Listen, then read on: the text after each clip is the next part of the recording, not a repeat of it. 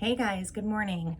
All right, so we only have 5 classes left, which means I'm going to cover a ton of material and I'm going to have you guys answer some discussion questions. I know it's not ideal. I wish that we were in class. Some of this stuff is just so fascinating, so maybe you'll learn more about it on your own someday. Who knows? All right, so I'm going to start off with chapter 9. And the big deal about chapter 9 is we're talking all about language and communication. So totally just breaking it down, super simple. Language is talking about speech, written language, and gestures. And gestures is important because infants learn to use gestures around the same time that they are using their speech. So, for example, if a child wants a cup, they're gonna do that, like reach out for it and say cup, cup, cup. All right, so for spoken language, it is broke down into 4 main areas. The sounds of language, so that's gonna be like your phonemic awareness, phonology. Semantics, that is when it's the study of words and their meanings. Syntax, those are the rules that specify how words are combined. So like noun, verb. So, if an infant wants something to eat or whatever, they're gonna say more food or daddy, bye-bye. It's a noun verb kind of a thing. And then the pragmatics of it is the communicative functions of language and the rules that lead to effective communication. So then that's going to be like sentence structure, listening, taking turns in a conversation. So this chapter is chocked full of lots of little tidbits, but we're not going to get too deep into it. I'm just going to share with you guys some things that I thought were pretty interesting. The language exposure. So I thought this was quite fascinating. Studies show that infants can distinguish phonemes that are not used in their native language. So like, for example, in Japan, Japanese adults, you'll hear the cats behind me. Japanese adults, they don't hear the difference between the R and the L, like rip or lip, because those phonemes aren't in their language. But infants can hear those. So it's interesting. They were saying that infants can hear like all of it, but then as they start to really focus in on their own native language, a lot of that just kind of gets lost. You don't use it, you lose it. So how do infants learn our language? Like, how do they learn words? First, repetition. So we say things over and over and over, like mommy, mommy, mommy. We say those things. Stressing the syllables. So they'll hear like toothbrush. We emphasize the first part of that word. There's a whole bunch of different examples in there, but I thought that was interesting because I didn't really think about you don't really think about how you learn language. How sounds are used in their native language. So different dialects, different accents, things like that are going to play a part. Infants rely on familiar function words. So this was interesting. Articles like and the, they figure out that it is a way to break up the sentence. And so they're going to pay attention to the words in between. So like, for example, if I say a ball, a bat, a glove, they're going to hear a ball, bat, and glove because they hear the and that's something that they register as something that's not as important. And so then they listen to the other words. It's fascinating. And the reason that they know all of this is because they've done different studies with putting like a pacifier in the infant's mouth. And then when they are hearing words that are over and over, they start to suck the pacifier more until it's something that's like that they've heard it too many times. But when they hear new words, they're kind of like thinking, and so they're sucking that pacifier harder. It's interesting to see how these scientists have tried to study this. Another way that infants learn language is through infant-directed speech. And basically, it's how we talk to infants. We say, oh, hi. It's the whole like baby talk thing. It's that exaggerated pitch and tone, loudness, softness. In the book, they called it motherese, which I don't think I've ever heard that, but I thought it was cute. And the reason why infants really tune into that is because first, it attracts their attention, and it helps them to segment, those words easier because we're talking slower and hi, how are you? And it's that like really big, heavy enunciation of vowels, and that's really important. All right, so moving on from that, what are the first steps in speech? Well, when babies are born, usually like around 2 months, they're going to start doing that little cooing that's so cute. Up until then, they just make weird squeaks and stuff. But then around 6 months, they start to imitate the sounds around them. So it's that babbling. It's not really any kind of actual, communication, but it's that, back and forth. And then around 8 to 11 months, it starts to have that intonation. And there is such a cute video where this dad is talking to the baby, and the baby, like they're having a conversation.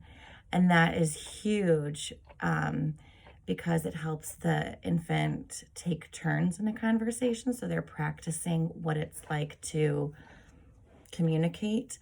The tones change. And it's cute because the infant is following, the dad's lead, and then the dad responds to when the infant, gets excited or sounds, a little angry. And I'll see if I can find it and I'll throw it up there. Then around your first birthday is when you start to have some words. And then by 2, there should be about 100 words in a child's vocabulary. And 2 seems to be the magic number because that's when we ask in meetings, like, oh, when did your child start talking? And if they're like, well, they didn't even speak until they were, 3 or 4, then that's kind of like some red flags going off in our heads as educators. Like, okay, there could be some kind of a delay. There might be some gaps. Because language, remember, is more of that left hemisphere. And then by like preschool, they've got 10,000 words. It was really interesting because they were saying that there is like this magic time to learn language. And if you try to learn language after it, you're probably not going to be very successful. And that was up to age 12, which is interesting because in America, we typically don't teach language and like second language, like bilingual things, until high school. And so it kind of makes sense why it's such a struggle. Plus, you're not immersed in it all day. All right, so moving on from that, there's all kinds of things in here, like they talk about how kids, they have like a naming explosion where they just like name things. And it's true because it drives you crazy. You're like, yes, that's a ball. Yes, that's this. Yes. Oh, that's a cup. But that's how they're learning. And then when they're able to kind of connect what something is, like, okay, so for example, like Sammy, he would call everybody a daddy or a mommy because he didn't know that there were other names for adult men or an adult female when he was like 3. So he would be like, oh, the daddy over there. And it was like, okay, well, he's like a teenager, so he's not daddy. So they start to kind of make those connections, like right around age 3-ish. Yeah, it's really fascinating the studies they do because, like, okay, So when kids are learning names for things, there's different things that happen inside their brain. For example, um, there's like an overgeneralization. So if you say, oh, this is a cup, then we're going to say that this is a cup. And anything that looks somewhat cylinder like this is a cup. Or car. Oh, that's a car. And then a truck goes by. Oh, it's a car. And it's like, well, that's a truck. So then they learn to have those subcategories in their head. Then there's also like an underrepresentation. So it's, like if I say, oh, this is your, if it's like their favorite stuffed animal or something, I'm like, oh, that's a rabbit. Then anytime they hear the word rabbit, they're going to go to that favorite stuffed animal of theirs. They're not going to go out to the general idea of it. So you can overgeneralize and undergeneralize. All right, I don't want to make this too long. I know it's so hard because there's so much in here. Trying to move on so that I can get this to you guys. I think the most important thing to remember is that phonological memory, that's where you can hear like the rhymes, you can hear the sounds segmented. We really work on that in kindergarten because you have to be able to hear the sounds and distinguish them before you can start to put them back together. It's almost like you have to break it all apart before you can put it all back together. So we break things up on our hand, like hat, at, hat, mouse, house. Give me a thumbs up if that rhymes. Awesome. Okay, mouse, mat. And if I do it where it has the same beginning sound, a lot of kids will give that thumbs up, like, yeah, but it's not a rhyme. And so rhyming is really tricky because it's about age 6, 7 where you really start to hear the rhymes. And that's why reading is so important to kids, because they need to be exposed to that language over and over and over and over again. The best way to expose children is with speaking to them and not like dumbing everything down for kid language. Like I always will speak and then I'll say, that's like the fancy way of saying, another way of saying it. Like we've talked about what a parlor is, oh, he went into the parlor. And like a parlor is a really big fancy word for like your living room. So the more that they can be exposed to rich vocabulary, the better. Obviously reading is really important. There was definitely a little section about the impact of video. And I remember when I was pregnant with my kids, like baby Einstein, brainy baby, like all of these things were supposed to help their child's development and their brain and all of this. And turns out it's not really that effective. And videos aren't so effective either because kids don't have that ability to understand the relationship of a real object and a video. So if I say, this is a cup, and if they're watching it on a screen, they're not seeing that this is like a 3D type object. They just see it as flat. And so it doesn't quite connect everything for them. Even though when we see it, we're like, well, yeah, because our brains are automatically showing that, like making that spatial connection, because we know that, all right, well, this is a cup and it's not flat, it's holding a liquid. But when a child watches it on a video, it just doesn't quite make that switch. So that's why it's so important to make sure, which I'm like the worst because my kid is like on a screen all the time. Super important to like interact with the child and do those, let them explore. All right. So then moving into like speaking sentences. I know this is long, just stick with me on this. Like I promise I'm gonna try to wrap this up really fast. Kids, they do that 1, 2, like the 2-word thing, like my truck or daddy go, or like those things, because they're associating that there has to be an object and an action or a possession and who owns it. So that's kind of interesting.